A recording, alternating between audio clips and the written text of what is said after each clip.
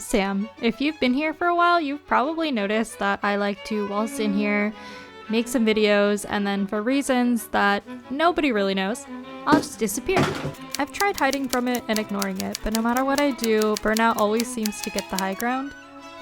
In order to understand how I got here, we're gonna have to go back a few years. Let's pretend this is me in 2013, freshly 20, about to start my first job. This is when I still had optimism, and before I realized that the world was truly a horrifying place where everyone is always out to get you. I tend to think of my past jobs as my Horcruxes. One by one, they would pluck off little bits of my soul until I felt pretty dead inside. Let's start things off real light with Horcrux number 1. While working at a yogurt shop, my dad passed away.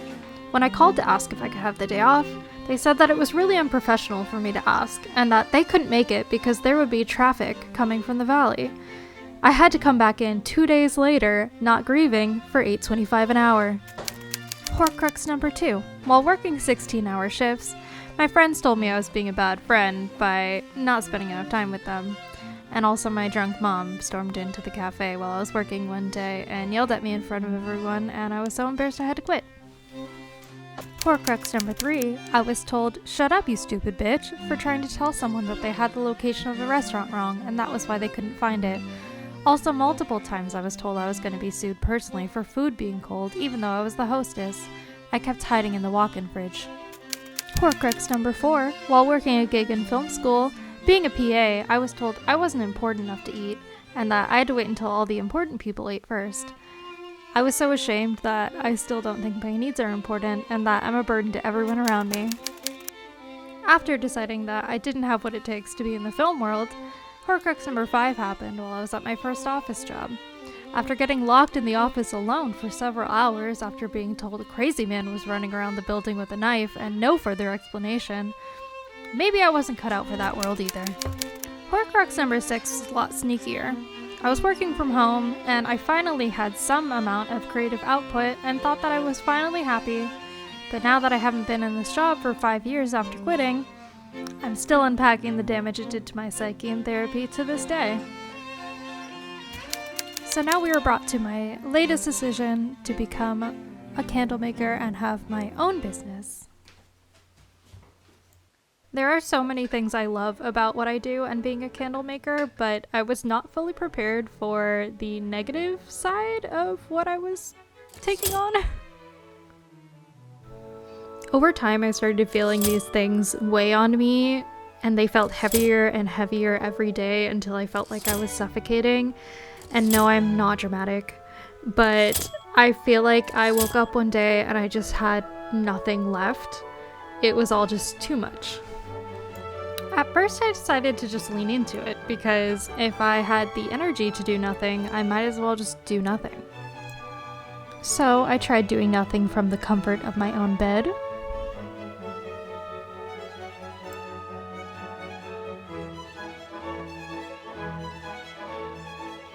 And I tried doing nothing from the couch. I tried doing nothing in the office. The perfect place to do nothing.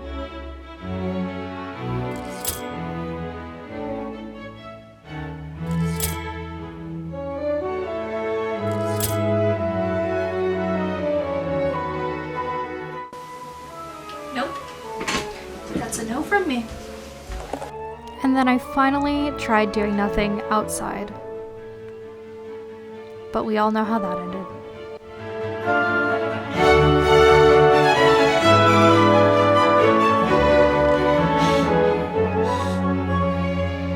Since nothing was working, I simply had to pull out the big guns.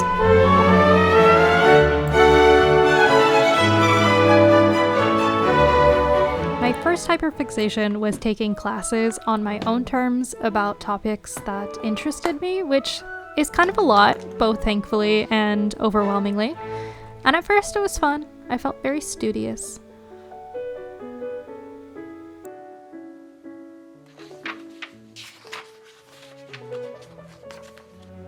However, you can't avoid deadlines, and my demand avoidance did not like the fact that there were still deadlines. And thus, once again, I felt burnt out from the thing that I thought was going to make me not feel burnt out. Then I decided I've never actually had a proper collection of anything, and that is most definitely the thing that's gonna... Sorry. Excuse me 1 second. I don't think you need to bring the critters into this. Yes, I know you're trying to tell a story, but this is really uncalled for.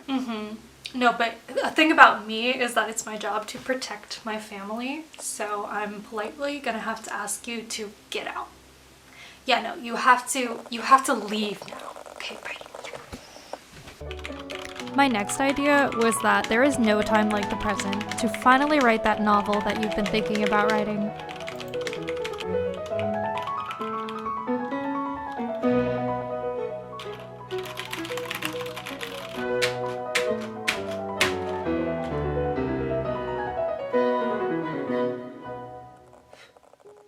Ultimately, my biggest hyperfixation ended up being trying to do literally anything possible to make myself feel better and fulfilled, and somehow everything I did just made me feel worse.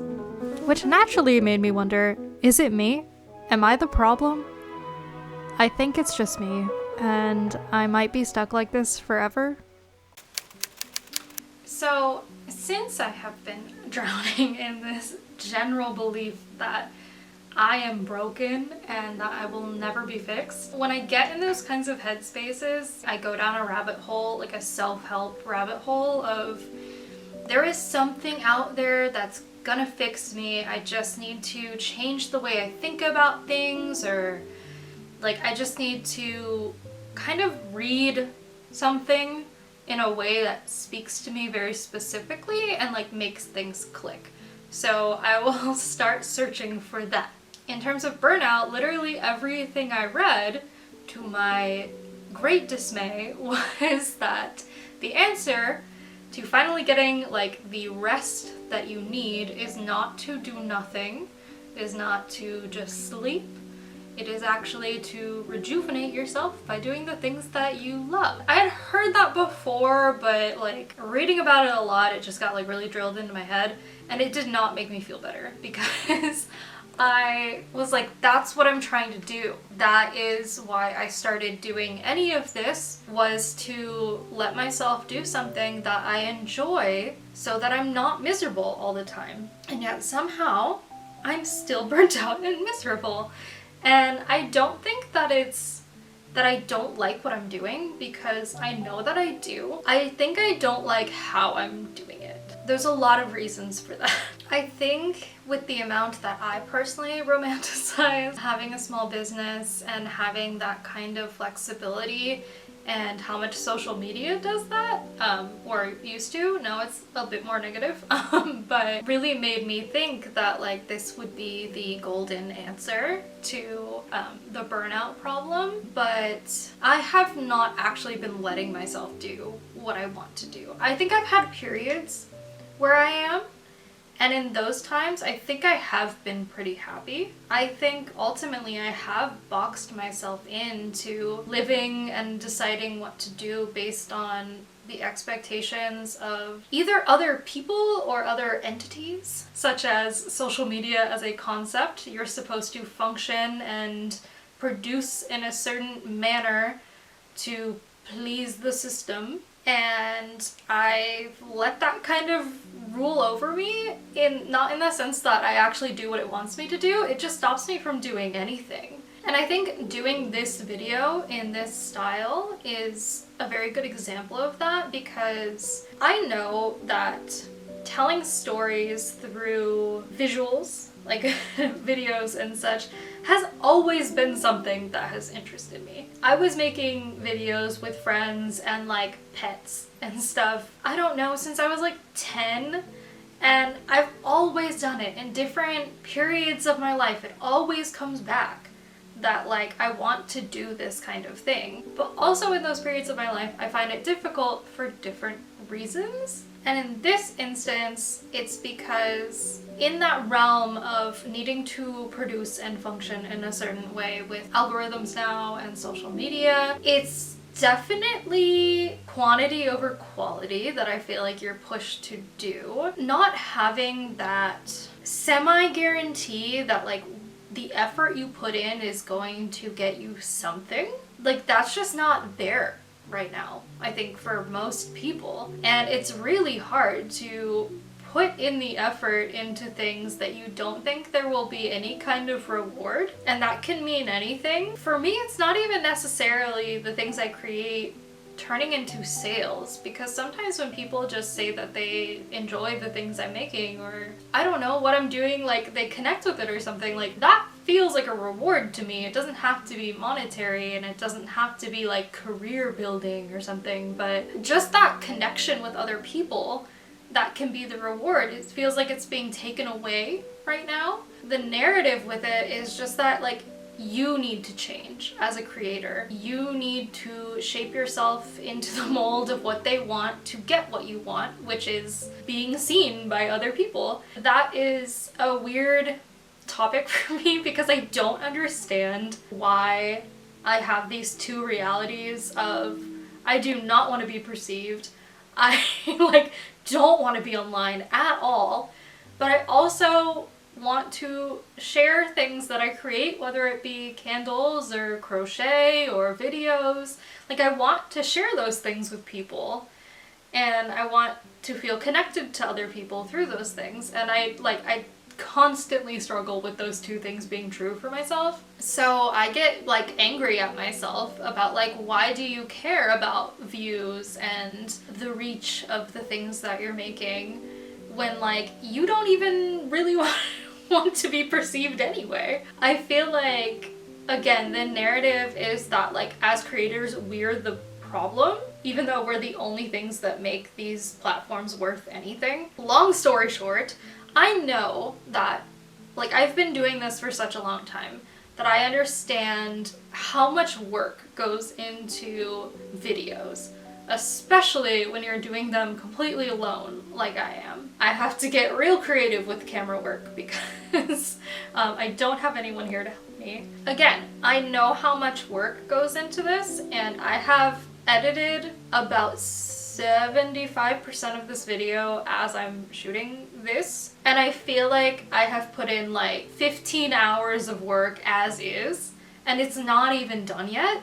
And I know that by the time it is done, it's probably only going to be a 10-minute video. So when you understand that that is how much effort you're putting into something that you do not know how it's gonna do, like I can work for, I don't know, 20 hours on this video and it can be seen by 10 people or nobody. That's really hard to make yourself keep doing, regardless of if it makes you happy. And I think we've kind of been conditioned into being like, well, I'm the problem. I need to stick through it. I need to change what I'm doing and everything, because I'm not trying hard enough to give the platforms what they want for me to get my little reward. And I kind of just like completely gaslit myself into thinking that like, yeah, you cannot be frustrated by that. Like, you cannot be upset, which I think kind of just broke my brain, because the reality of it is like anyone who puts that much work into something for possibly no reason, like, yes, it does, doing the work does make me happy, but also having a payoff at the end will make me happy too. Those two things can coexist. I'm allowed to be upset if the algorithm or whatever is making my effort worth nothing. And I've spent so much time telling myself like I'm not allowed to be frustrated by that. And even if nothing changes, I think allowing myself to feel that way has let me put the effort in again. So anyway, after doing all of the things to try to not do any work, now this is me doing work. And I allowed myself to write a rough draft for a script for this video. Then I did like something between a script and a shot list, and then I changed that into its own shot list, and then I color coordinated that shot list to break down the locations of where I needed to film, if I needed my makeup done or not, the kinds of things I needed to be wearing. That level of detail made the process so much easier for me, but I always felt like I'm not allowed to put in that much effort, because why would you put in that much effort when you don't know what's gonna happen? Like, that was just how my brain has been working, is like, you are literally not allowed to try, because the effort and the trying is not what's gonna get you the result that you want. But I want to try, and I want to put effort into things. Like, I'm not comfortable with half-assing things. So I'm not gonna force myself to do that. So yes, I have put in an absurd amount of work into a 10-minute video that I don't know what's gonna happen with. And you know what? I enjoyed it. I enjoyed letting myself be really caught up in the details and doing things the way I wanted to do them. And it's not that I don't care about how it does or what ends up happening, but I just let myself do what I wanted for once. And hopefully I can do that again. But yeah, that is where I'm at right now, trying to ungaslight myself. We will see what happens in the future when I try to allow myself to be creative without like a bunch of roadblocks that like I create for myself. That's the tale of the perpetually burnt out woman. I don't know how it ends yet. We will find out. So thank you for watching, and I will be just as surprised as you to figure out what happens next.